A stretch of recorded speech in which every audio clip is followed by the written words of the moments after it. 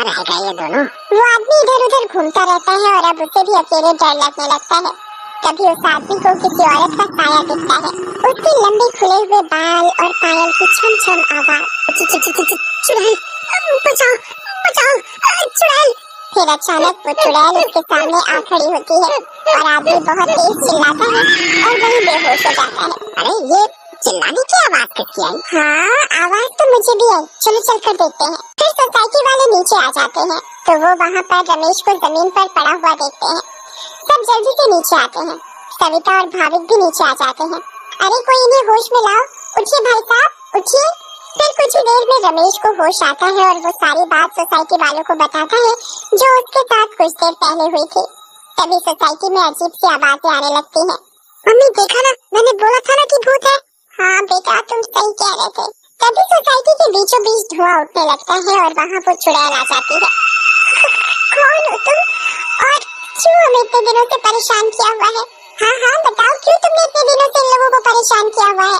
हम भी तो इसी सोसाइटी में रहते हैं, तुमने कभी हमें तो परेशान नहीं किया, तो इन लोगों को ही क्यों? हाँ हाँ बोलो बोलो। तुम्हारी वजह से मैं कितना डर गई थी। बताती हूँ, सब बताती हूँ। कई सालों पहले जब मेरी शादी हुई तो मैं और मेरे पति रवि सविता के सामने वाले फ्लैट में रहने आए। हम बहुत खुश थे, पर अचानक मेरी माँ की तबीयत खराब होने की वजह से मुझे कुछ दिन के लिए यहाँ से जाना पड़ा। और तभी सविता के फ्लैट में एक बहुत सुंदर लड़की रहने आई। रवि उस लड़की को पसंद करने लगे थे और वो लड़की भी। उस लड़की को ये बात नहीं पता थी कि रवि शादीशुदा है। मैं जब वापस आई और मुझे ये सब पता लगा तो मैंने रवि को समझाने की बहुत कोशिश की, बहुत लड़ाई की, पर वो नहीं माने। रवि मुझे छोड़कर उस लड़की से शादी करना चाहते थे और एक दिन रवि और वो लड़की चुपके से अचानक कहीं चले गए। मैंने उन्हें ढूंढने की बहुत कोशिश की मगर वो मुझे कहीं नहीं मिले। और एक दिन मैंने उन दोनों को बाजार में साथ देखा। उन दोनों ने शादी कर ली थी। मैं भागते हुए घर आई और ये बात मुझसे बर्दाश्त नहीं हुई और उसी रात मैंने फ्लैट से कूदकर अपनी जान दे दी। और उस दिन से इस फ्लैट में किसी को रहने नहीं देती, जिसमें सविता और उसका परिवार रहता है।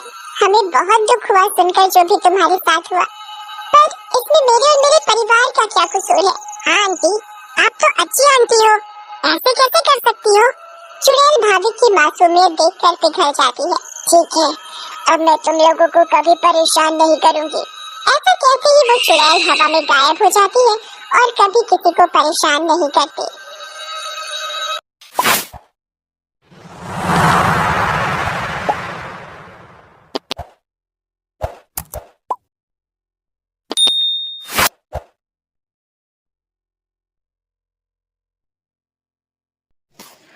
झूठा ही सही मुस्कुराते रहना जरूरी है। उदास देखकर लोग मजे बहुत लेते हैं दोस्तों। बातें कम हो जाए लेकिन प्यार कम मत करना। बेशक जी भर के लड़ लेना मुझसे, मगर कभी साथ मत छोड़ना। दोस्तों लाइक करो, सब्सक्राइब प्लीज दोस्तों कर। एक गांव में एक किसान अपनी लालची पत्नी और आलसी बेटे के साथ रहता था। उसका बेटा महा आलसी और लालची था। अरे यार घसीटा, तुझे पता चला रमेश ने शादी कर ली? यार उसकी तो चांदी हो गई। तुझे पता है उसे 20 किल्ले जमीन, 2 बैल और बहुत सारा दहेज मिला है। उसे तो कोई काम धाम करने की जरूरत ही नहीं है। हाँ यार राजेश, काश मुझे भी कोई ऐसी ही बीवी मिल जाए जो खूब सारा दहेज ले आए और मैं पूरी जिंदगी आराम से बैठकर खा सकूं। फिर घसीटा अपने घर वापस आता है।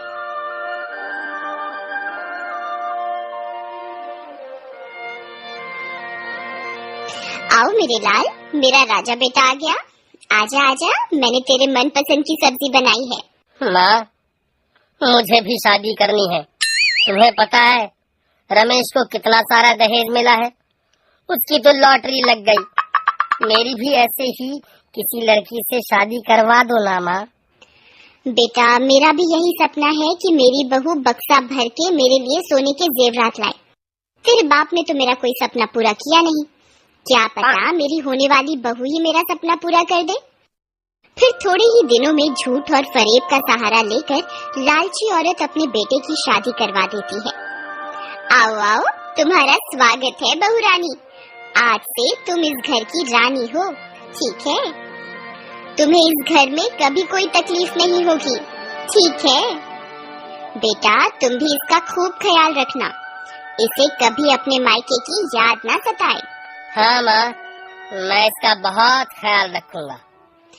अरे बेटी, तुम अपने साथ कोई संदूक नहीं लाई क्या? नहीं माँ जी, हमारे घर कल चोरी हो गई। बाबा ने मेरे लिए जो भी गहने बनवाए थे सब चोर ले गया। बस किसी तरह मेरे बाबा ने अपने दोस्तों से उधार लेकर मेरी शादी करवाई है।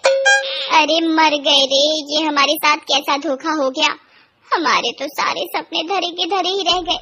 अरे बेटा, तू इसे वापस इसके घर छोड़ा, ये तो अपने घर से खाली हाथ ही आ गई। नहीं नहीं माँ जी, ऐसा मत करिए, मेरे बाबा ये सब सहन नहीं कर पाएंगे।